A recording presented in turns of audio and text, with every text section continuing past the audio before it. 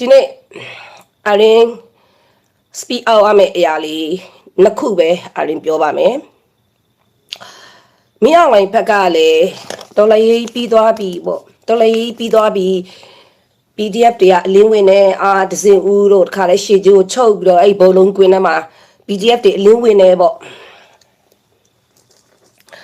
PDF တွေအလင်းဝင်နေဘာဖြစ်တယ်ညာဖြစ်တယ်နဲ့တခါလဲဒီစကားစားဘက်ကရှေ့ချင်းတွေရှုပ်တော့မရင်းလည်းနေမကောင်းတဲ့ငါရဲဆိုတကယ်ပဲကလေးတွေပဲအလင်းဝင်ကုန်လာလားပေါ့ဒါဆိုငါတို့တော်လိုက်ရပြီးသွားပြီလားပေါ့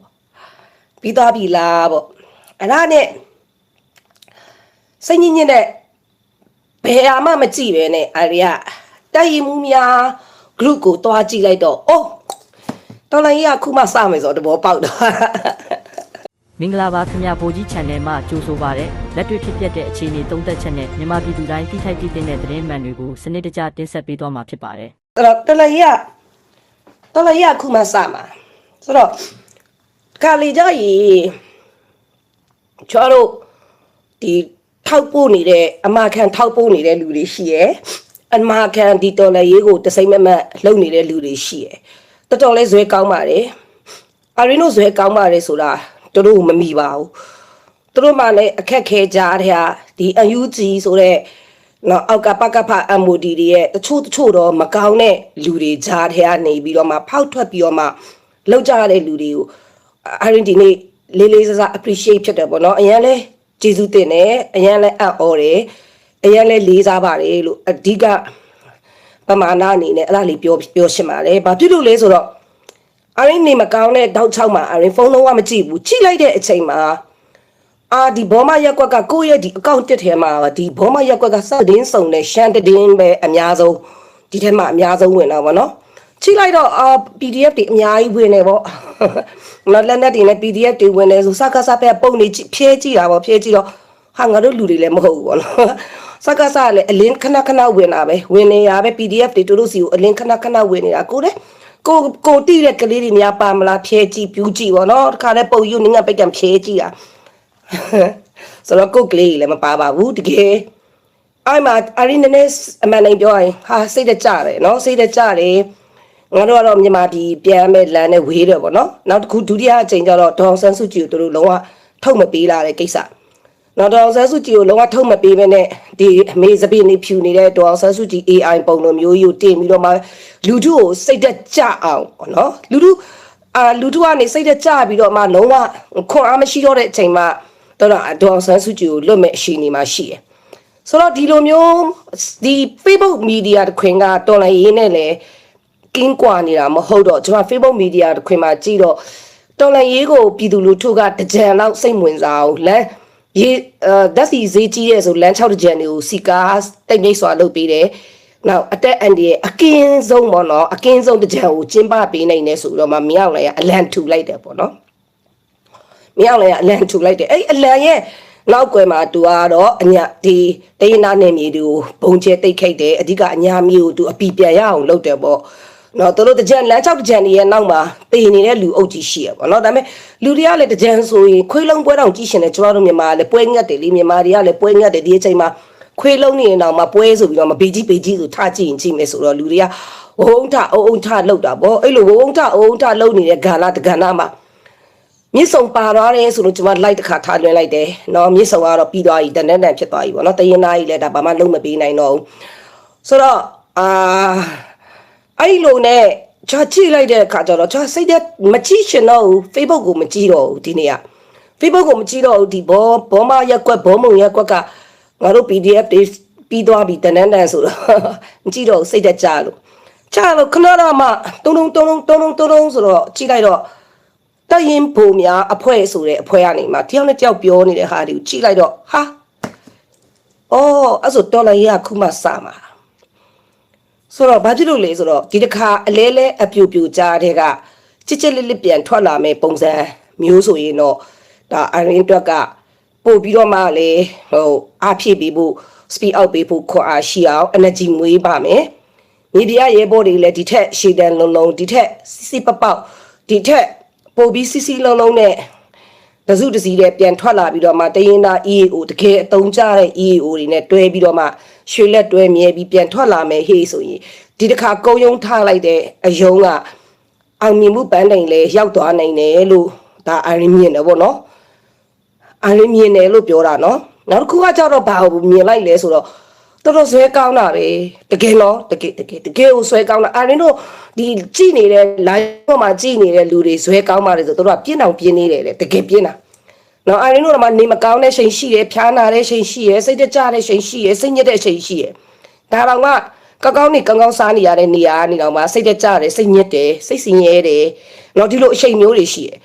ဒီသူတို့စီမှာမရှိဘူးလားဆိုရှိတယ်အရင်တို့ထက်ပိုများမယ်သိလားအရင်တို့ထက်သူတို့မြေပြင်ကလူတွေပို့ပြီးစိတ်ဆင်းရဲကြမယ်ပို့ပြီးတော့ငတ်မွတ်ကြရမယ်ပို့ပြီးတော့မှလည်းအတက်အန်ဒီရဲ့နဲ့လည်းရင်ဆိုင်ရမယ်ဒါပေမဲ့သူတို့လောကဒူမထောက်လည်းမမြောက်ဘူးနော်အဲ့လိုလူမျိုးတွေရှိနေတယ်ဆိုတာလေးကိုလာပြောပြတာသိလားဆိုတော့သူတို့တွေတကယ်ကိုလုံးဝကိုလက်မမြောက်ပဲနဲ့အရွှေ့တစ်ခုကိုအတင်းကြီးစူးစမ်းနေရအောင်မြင်ရတယ်ဆိုတော့မအောင်နိုင်တော့နေမကောင်းလဲငါလိုက်တော့ခဏတက်လိုက်အောင်မဲဆိုတော့လိုက်မလွင့်ခင်တက်တော့အရင်လွင့်မဲဆိုတော့တားကြီးရဲ့ဆိုတော့တက်တော့အပြင်မှာနက်ခမ်းကြီးတော့မရှိဘူးတဲ့တက်တော့မှာနက်ခမ်းကြီးမြက်ခုံမွေးတွေနေတဲ့အဲ့နဲ့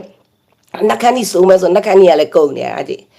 နက်ခမ်းကြီးဒါလည်းစူးစူးပေးထားတဲ့နက်ခမ်းနက်ခမ်းကြီးဆိုမမရဲ့လိုက်လွင့်မဲဆိုနက်ခမ်းကြီးလေတော့ပြေးဆိုလိုက်အောင်တဲ့ဒါအဲ့လိုပြောရတယ်တာဟာနဲ့ချပ်ဘလို့ပဲဖြစ်ပေါ့ဘာလို့လဲဆိုကျမတာနက်ခမ်းဒီဘာလို့ဆိုခိုင်းတာလဲဆိုသူ့အမေကို live ပေါ်မှာအောင်မြင်နေတဲ့ live မျိုးပေါ့နော်ပြုံးပျော်နေတဲ့ live မျိုးလွင့်တာကိုကျမသားတွေကပို့လို့ရှင်တယ်ကျမမိသားစုတွေကလည်းပို့လို့ရှင်တယ်အဲ့လိုပဲမြေပြင်မှာရှိရဲ့ကျမရဲ့ PDF တွေလည်းဒီဟာကိုပို့လို့ရှင်မယ်လို့ကျမမျှော်လင့်တယ်ပေါ့နော်မျှော်လင့်တယ်နောက်တစ်ခုကအရင်ကိုလည်းရှက်မိတယ်ဆိုတာကကျမဒီတော့လည်းရေးမှာခဏကျမအချုံးပေးပြရှင်တဲ့စိတ်ရှိရယ်တော်လည်းရိုးကြောက်ခိန်ပြရှင်တဲ့စိတ်တွေလည်းအရန်ရှိတယ်လက်မကြည့်ရှင်တော့တဲ့စိတ်တွေလည်းရှိတယ်ဘယ်သူမှလည်းမမြင်ရှင်တော့တဲ့စိတ်တွေခဏဖြစ်တယ်နော်ခဏဖြစ်တယ်ကျမကကြည့်လည်းမကြည့်ရှင်တော့ဘူးငါဘွားလေးနဲ့ငါဟာနဲ့ငါတာမိသားစုတွေပြန်ဆောင်ဖို့လမ်းမှာပဲငါစောင့်ပြီးတော့မှအေးကြောင်နေတော့မယ်ဆိုပြီးတော့မှခဏတွေးဖူးပါတယ်ဆိုတော့ဒီနေ့ကျတော့ဒီကလေးတွေကိုမြင်ပြီးတော့မှတူကြတော့ငါကြတော့တာယာနေရာမှာနေပြီးတော့မှကြောခိန်ပြဖို့လွယ်ကူစဉ်းစားတယ်သူတို့မှာတော့အသက်ဘေးနဲ့အငတ်ဘေးနဲ့ဂျာထဲကနေမှလုံးဝယုံထွက်မယ်သူတို့ယုံထွက်လို့အောင်မြင်သွားရောငါတို့အိမ်ပြန်ရမယ်လေဆိုတော့သူတို့ယုံထွက်တာသူတို့တွက်လားငါကောတလောက်ကြီးလှုပ်ခဲ့ပြီးတလောက်ကြီးပေးခဲ့ပြီးတော့မှငါလွယ်ကူစုပ်သွားတော့ငါဘာအမျက်ဘယ်လောက်ရှိလဲအရှုံးဘယ်လောက်ရှိလဲငါစလုပ်တော့ဘာဒုတွက်လောက်တာလဲငါတွက်လောက်တာလားငါတို့လူမျိုးတွက်လောက်တာလားငါတို့ရဲ့အဖွဲ့အစည်းနေစေရှင်လို့လောက်တာလားဘာအတွက်လောက်တာလဲလို့ကိုပြန်စဉ်းစားတယ်ခဏပဲဒီလိုမျိုးခဏအရင်အရှုံးပေးမဲ့စဉ်းစားလိုက်ရင်ပြန်ရောက်လာလိုက်ရင်အဲ့လိုမျိုးပေါ့နော်ပြန်စဉ်းစားတော့ကျွန်တော်ဒီနေ့မြေပြရဲဘော်တွေကိုနော်ဒီတက်ရင်ပုံများဖွဲ့ကိုလူမြတ်ကျော်စုထားတာထင်တယ်အဲ့ဖွဲ့တွေကကလေးတွေနောက်ကျမတို့ဒီစကနေကနေစုထားတဲ့မြေပြင်ရဲဘော်အဖွဲ့ပေါ့နော်ရဲဘော်အဖွဲ့တွေကျေးဇူးတင်ပါတယ်အရင်မဲ့အဲ့ group လေးတွေကိုလှုပ်ထားပြီးတော့မှအရင်က group ကိုဝင်မကြည့်တာအရန်ကြပါပြီ group တွေဝင်မကြည့်ဘူးမြေပြရဲဘော်တွေကြည့်တယ်မကြည့်ရှင်တော့စိတ်ကုံသွားတယ်ဆိုတဲ့အရှိန်မျိုးမှရှိရယ်ဝင်မကြည့်ဘူးဒီနေ့ဖက်ကနေဆိုကြည့်လိုက်တဲ့အချိန်မှာမြင်လိုက်ရတဲ့ခွန်အားရစီရပေါ့နော်သူတို့မှာအရှုံးပေးမယ်ဆိုတဲ့စိတ်လုံးဝမရှိဘူးသူတို့တခြားနည်းနဲ့ဖောက်ထွက်ဖို့ကိုတေချာကြီးကိုစူးစမ်းနေကြတယ်တေချာကြီးကိုသူတို့ခွန်အားတွေသူတို့မိုတီတွေကိုပြန်ယူနေတယ်တကယ်လောက်တဲ့လူတွေကိုသူတို့ပြန်လဲစုစည်းပြီးတော့မှအတစ်တဖန်ပြန်လဲတော်လရေးကိုအတက်တွင်ပြီးသူတို့ပြန်ထွက်လာဖို့စူးစမ်းနေတဲ့အချိန်မှာကျွန်တော်အရန်လဲအံ့ဩတယ်သူတို့ဒါတကယ်ပြန်ထွက်မယ်ဆိုတော့လေကျမတို့ကမရှိရလေးနဲ့ကုံယုံပြီးကျမတို့ကူမဲဆိုတဲ့စိတ်ဓာတ်ကလေးလည်းပြန်ဝင်လာတယ်နောက်ပြီးတော့မှဒီလိုမျိုးလူသားမျိုးတွေဒီလိုမျိုးပေါ့မစုံမနစ်မြန်မာပြည်ထဲမှာရှိတဲ့လူတွေဒီလိုမစုံမနစ်နဲ့ဒီလိုစူးစမ်းတဲ့လူတွေဒီနဲနေရင်တော့မှဒီထက်များလာစေရှင်တယ်နောက်ပြီးတော့မှတချို့တွေကတနေရာနဲ့တနေရာမတူကြဘူးတစ်မျိုးနဲ့တစ်မျိုးလည်းမတူကြဘူးတချို့မျိုးနယ်တွေမှာစူးစမ်းနေတဲ့လူတွေလည်းရှိရယ်တချို့နယ်တွေမှာလည်းစူးစမ်းနေတဲ့လူတွေရှိတယ်သူတို့လည်းဒီ live ကလေးကိုမြင်ရင်ငါတို့နဲ့တူမရင်ပြောတော့တယ်ငါတို့တက်ရင်ဖို့အစည်းအဝေးအဖွဲ့တွေမှာနော်ဒီလိုမျိုးမြေပြ underground အဖွဲ့တွေမှာဒါအားလုံးပြန်ပြီးစုစုစီစီသွားနေတယ်လို့မရင်ကဩ ပေါ်သွားတယ်လို့ပြောရင်တို့အချင်းချင်းလည်းပြန်ပြီးစုမိသွားအောင်လို့နောက်တစ်ခုကဒီတော်လေးကကျမတို့ထင်တယ်လို့မျိုးကျွန်တော်ထင်တာတော့ကျွန်တော်တို့ရှုံးသွားပြီလို့ပဲလူတွေတွက်ထားတာပေါ့နော်ဆိုတော့ရှုံးတာနေတာမဟုတ်ပါဘူးကျွန်တော်တို့တော်လေးကပြန်ပြီးအတက်တွင်းလာမှာအရှုံးတော့မရှိသေးပါဘူးဘာဖြစ်လို့လဲဆိုမဟာလာကအပြုံးနေတာတူနေမာပြီလို့နော်တက်စီဈေးအကြီးဆုံးအခုလောလောဆယ်မှာစီပြက်လက်မှုပေါ့နော်ကဘာကပ်ဆိုမှာစီပြက်လက်မှုကမြန်မာပြည်လောက်စီဈေးများတာမြန်မာနိုင်ငံပဲရှိရယ်ရွှေဈေးမြန်မာပြည်လောက်ရွှေဈေးများတာမြန်မာပြည်ပဲရှိရယ်ဆိုတော့တကယ်တမ်းပြောရရင်မဟာလာကဘလို့မှမတောင့်ခံနိုင်တော့တဲ့အတွက်ကြောင့်မလို့မြစ်ဆုံကိုတောင်ထိုးရောင်းတဲ့အရှင်တွေကိုရောက်သွားတယ်ဒါမြစ်ဆုံကိုတော့နမရွှွန့်ပိတ်နောက်ကနေထိုးရောင်းလိုက်တယ်လို့ခေါ်တယ်ဆိုတော့ကျမတို့ဒီတော်တော်တိတက်ကြွတဲ့လူကြီးတော်တော်များများမြစ်ဆုံကိစ္စကိုနော်ဒါအကန့်ပေါ့နိုင်ငံတကာကိုအကန့်စားတွေပါပို့ထားနိုင်မယ်နော်တမဒကြီးဦးဝင်းမြစ်ကိုလွတ်လာတာတော့မှအနောက်မှာလက်ကင်တုပ်တစ်ခုကိုကိမ်ပြီးလွတ်လာတဲ့ပုံစံနော်တမဒကြီးဦးဝင်းမြစ်ကိုတောင်မှသူတို့ကဒီလိုမျိုးဟိုဘယ်လိုပြောမလဲအနောက်ကနေကြိုးကိမ်ပြီးလွတ်လိုက်တဲ့ပုံစံတော်ဆန်းစုကြည်တော့သူတို့လုံလုံးမလွတ်ရဲဘူးနော်ဒါကြမ်းမာနေပါလေဆိုတာတော့အဖျားလောက်ပဲပြတဲ့ပုံစံမျိုးမှရှိရဲ့ဆိုတော့ဘယင်မကြီးကိုတောင်မှတို့ကထုတ်မတုံးနိုင်သေးဘူးဆိုတာမရောက်နိုင်ပါလေအကွက်ရှိတယ်ဘာလို့မြစ်ဆုံပြီးမရောက်နိုင်ဘယ်လောက်တောင့်ခံနိုင်မလဲကျွန်တော်တို့တော်လေးအားစုကလည်းဘယ်လောက်ထိတိမနိုင်မလဲပေါ့ဆိုတော့အဲ့ပုံမှန်မူတည်ပြီးတော့မှကျွန်တော်တို့ရဲ့တော်လေးအရွှေတစ်ခုကစားသွားလို့ရတယ်ဆိုတဲ့ဟာလေးကိုလည်းဒီနေ့အမြင်လေးကိုကျမဟာနဲ့ကျမမြင်တဲ့အတွက်ကြောင့်မို့ဒါလေးလည်းလာပြောပြတယ်ဘာဖြစ်လို့လဲဆိုတော့ကျမတို့ကဘယင်မကြီးကိုထုတ်တုံးလဲဆိုတာမရောက်နိုင်ရဲ့နောက်ဆုံးလက်နဲ့ဆိုတော့မရောက်နိုင်ရဲ့နောက်ဆုံးလက်နဲ့ကိုထုတ်မတုံးပဲနဲ့မြစ်ဆုံကိုဒီသူ့ရဲ့နီအစိမ့်တရေမားတွေပေါ့နော်အစိမ့်တရေမားတွေကိုတစ်ချက်မှာလမ်း6တစ်ချက်နဲ့ဖြင်ပြနိုးပြလေးနဲ့ပေးပြော့ထားတဲ့အချိန်မှာအနောက်မှာမြန်မာပြည်ရဲ့မြစ်ဆုံအိပ်ပျော်နေတဲ့လူတွေရဲ့တဘာဝကက်ဆိုတွေလာတဲ့ခါကျရင်ငိုရတဲ့ဟာနဲ့ရင်ခွဲနာကြပြီးအော်ဆဲတဲ့အတန်တွေကျွန်တော်တို့ကြားရတော့မယ်ဘာဖြစ်လို့လဲဆိုသိချပါတယ်ဘာလို့မိုးရင်းကာလာရေကြီးတာအရင်ကထက်ပိုကြီးပါလိုက်မယ်ဆိုတော့တရုတ်ကြီးတူးနေတဲ့ပုံစံကဒီတစ်နှစ်မှရေကြီးရှင်မှကြီးမယ်ငါတို့လှုပ်ပေးလို့နေလို့ရေမကြီးဘူးနှစ်တည်းရေကြီးနေတဲ့ဟာရောတယ်ငါတို့ရေပေးတဲ့နေရာမှာငါတို့ကူပေးမဲ့ကဲပေးမဲ့တရုတ်ကလှုပ်လာနိုင်ရှိတယ်ဆိုတော့ကျွန်တော်တို့စောင့်ကြည့်ရမယ့်ဟာကတော်လရေးရဲဘော်ဒီရဲ့ idea နဲ့တော်လေးမြေပြင်ပေါ်မှာတစိုက်မမက်လုံနေတဲ့ရဲဘော်တွေရဲ့ idea နဲ့တဘာဝနော်ဒီမင်းအောင်လည်းရဲ့လှုပ်သွားတဲ့လှုပ်ချသွားတဲ့အကွက်ကလေးကိုပြန်နှင်းပြီးနော်တကယ်ကိုတက်ကြွတဲ့လူတွေပြန်ကစားမဲ့ပွဲကအခုမှလာမှာ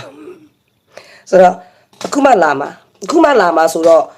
ကျွားတို့ရဲ့ရဲဘော်ရဲဘက်နော် IR family နဲ့ရဲဘော်ရဲဘက်များကျွားတို့အစင်တစ်စောင့်စိန်ကြည့်ပြီးတော့မှပိတ်ကာကြီးပေါ်ကနေစက်ကြည့်ဖို့လိုအပ်တယ်ဆိုတဲ့အကြောင်းနဲ့မြေပြရဲဘော်တွေဒီထက်ပို့ပြီးတော့မှရှေ့တန်းလုံးဒီထက်စုစည်းပြီးတော့မှဒီထက်ပို့ပြီးတွားနိုင်နေဆိုရင်ပို့ပြီးတော့မှလည်းအဆင်ပြေတယ်ပို့ပြီးတော့မှလည်းကောင်းတယ်နောက်ပြီးတော့မှဒီမအလာရဲ့ဘယင်မကြီးကိုထုတ်မတုံးပဲမြစ်ဆုံကိုထုတ်တုံးလာတဲ့ကိစ္စကဒါမအလာကဘယင်မကြီးကိုတုံးလဲစင်းမမီတော့ဘူးဆိုတဲ့အရှိန်နေပေါ့နော်ဆိုတော့ဘယင်မကြီးတုံးလဲစင်းမမီတော့ဘူးဒီအချိန်မှာဖတ်မပြောကောင်းမဆိုကောင်းမင်းအောင်လိုက်လက်လွန်သွားလို့အမေတော်ဆန်းစုကြည်မရှိတော့ဘူးဆိုရင်တော့မင်းအောင်လိုက်အတွက်စေးမရှိတော့ဘူးမင်းအောင်လိုက်အတွက်စေးမရှိတော့ဘူးဘာဖြစ်လို့လဲဆိုတော့ဒီအားကဘာလဲဆိုသူ့လူကပဲသူ့ပြန်ရိတ်မှာမင်းအောင်လိုက်ရဲ့လူကပဲမင်းအောင်လိုက်ကိုပြန်ရိတ်လိုက်မယ်ဘာဖြစ်လို့လဲဆိုမြစ်ဆုံကိစ္စကဒါပေါ့တေးတေးကိစ္စလည်းမဟုတ်ဘူးမြန်မာပြည်ရဲ့နော်ရေလွှမ်းမှုမိုးမှုဘလောက်ခွန်အားတက်လာနိုင်တယ်လဲဆိုတဲ့ပုံမှာမူတည်ပြီးသွားမှဆိုတော့တိတ်မကြပါဘူး၄၅6လာပေါ့အဲ့မှာအဲ့လိုအချက်မှာကျွန်တော်တို့ရဲ့စစ်ရေးကိုပို့ပြီးကစားနိုင်ရင်မဟာလာကိုတချီနဲ့ထိုးတက်ပြီးပြက်မဲ့တူတူတော့ဒီအိပြက်နေမဲ့တူတူမိုးအမိုးလေးပေါက်လိုက်ဖာလိုက်ထရံလေးကွာလိုက်ဖာလိုက်နဲ့လုံးနေမဲ့တူတူတော့တအိမ်လုံးဖြို့ပြီးတော့မှပဲတအိမ်လုံးပြန်ဆောက်မှပဲအဆင်ပြေမှာဆိုတော့အားလုံးဖြိုချလိုက်မှပဲဒီစောက်တရုတ်ကြီးရဲ့မြန်မာပြည်ထဲမှာနော်ဟုတ်လားအတူပါဇက်နှိမ့်နေရဲ့ဇက်လန်လည်းပြီးမှာနော်တာကိုကြီးရဲ့ business တွေလည်းဒါနိုင်ငံပြတ်တာလေနိုင်ငံပြတ်တော့တာကိုကြီးရဲ့ business လည်းဘာလို့ကျွန်တော်တို့ကနိုင်ငံအခုကနိုင်ငံပြတ်တာတာကိုကြီးမပြတ်ဘူးမြန်မာနိုင်ငံထဲမှာမြန်မာနိုင်ငံသားတွေပဲနိုင်ငံပြတ်နေတာနော်တာကိုကြီးကနိုင်ငံမပြတ်ဘူးတူမြဲတူဆယ်တူလက်တက်မြေကြီးထဲမှာဘာထွက်သမျှအကုန်တူဆိုတယ်တူမြဲတူဆယ်တူလက်တက်ဆိုတော့ဒီလာမဲ့နောက်ပိုင်းလာမဲ့ဇလန်းတွေကဒါတရုတ်တာကိုကြီးရောမြောက်နိုင်ကိုဒါဖះရိတ်လိုက်မဲ့ပွဲလာလိုက်မယ်အဲ့ဟာလေးကိုဆက်ဆောက်ကြည့်အဲ့ရဲ့ပေါ်မှာပဲကျွားတို့ရဲ့နော်ဒါကာကွယ်တင်းတဲ့လူတွေကာကွယ်ထားပြီးလှုပ်တင်းတဲ့လူတွေလှုပ်ဖို့ဒီထက်ထပ်ပြီးတော့မှပြောပြစီလို့အားလုံးကိုလည်း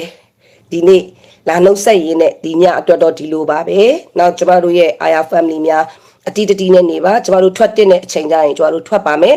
လောလောဆယ်တော့ကျမတီးရတဲ့လောက်နဲ့မြေပြင်ရဲဘော်တွေလက်လုံးဝနော်လက်မမြောက်ဘူးဒူးမထောက်ဘူးအရှုံးမပေးဘူးကလေးတွေအရွှေတစ်ခုကိုတွားနေတယ်ဆိုတာလေးကိုတော့အတိပေးပြစီလို့ဒါလေးပြောပြစီနော်ဆိုတော့ဘယ်အဖွဲ့ရဲလို့လည်းမပြောရဲဘူးဘဒူရဲလို့လည်းမပြောရဲဘူးဒါပေမဲ့အားလုံးကအရွှေတစ်ခုကိုတေချာတိတိကျကျတွားနေကြပါလေဆိုတာလေးကိုပြောရင်းနဲ့ဒီနေ့ညအတွက်တော့အားလုံးပဲဘိုင်းပါရှိခုနိုင်ပါနော်ဆိုတော့အားလုံးပဲကိုလိုက်ပါရှင်တလောက်ပဲပြောရှင်တယ်ဘာဖြစ်လို့အရင်လည်းအကုန်မပြောရှင်ဘူးဒါပေမဲ့ချီရတာမအရင်မန်တဲ့ဆိုရင်ဒီတော်လည်းရေးကလာမှာအရင်အခုနောက်ပိုင်းမန်တဲ့အရာလေးဆိုတိတ်လွဲခဲတယ်ပေါ့နော်မလွဲတလောက်ရှိတယ်ဘာဖြစ်လို့ဒါလဲတင်စရာမြင်စရာတွေတော်တော်များများရဲ့နောက်ကိုလိုက်ပြီးတော့မှတေချာစဉ်းစားတုံတက်တာလဲပါတယ်နောက်ဒီတော်လည်းရေးကနေခဏလေးအဝေးကနေရက်ကြည့်လိုက်တဲ့ခါကျတော့ဘသူကဘာလုပ်နေလဲဘသူကဘာလုပ်တယ်ဘသူကဘာမားနေလဲဘလူကစားနေလဲဘလူတွေလုပ်နေလဲဆိုတာတွေပြန်သိရတာပေါ့နော်သိရတဲ့ခါကျတော့ဒီ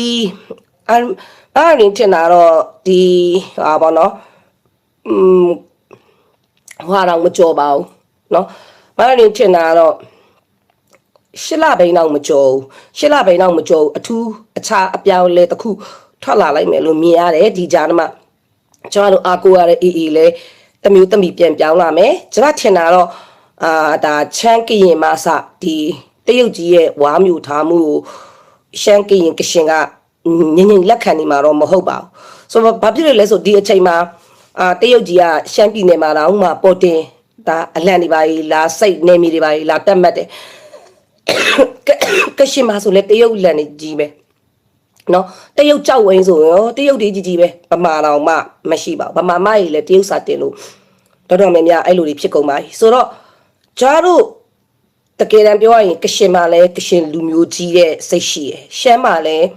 ရှမ်းလူမျိုးကြီးတဲ့စိတ်ရှိရယ်ဒါတွေကိုတော်လည်းရဲဘော်ရဲဘက်တွေလည်းမေးလို့မရဘူးဒါတွေကိုကစားတင်တယ်လို့ထုတ်ပြီးကစားတင်တယ်ရှစ်တာမုံတာခဏထားထုတ်ပြီးကစားတင်တယ်ဘာလို့လူရှမ်းနေမှာလဲသူတို့ရဲ့လူမျိုးကြီးပေါ့နော်ရှမ်းနေရဲ့လူမျိုးကြီးကိုလူမျိုးကိုယဉ်ကျေးမှုသူများယူတော့မှအရန်ကြောက်တယ်ဆိုတော့အာရင်းတို့လည်းအဲ့လိုပဲကိုအာရင်းတို့ရဲ့ရှမ်းဝစ်စုံရှမ်းအင်ကြီးရှမ်းဝစ်စုံတွေကိုဟိုတရုတ်လူရှမ်းလူလာလောက်တာမျိုးမကြိုက်ဘူးရှမ်းရဲ့ဝစ်စုံကရှမ်းရဲ့ဝစ်စုံပဲ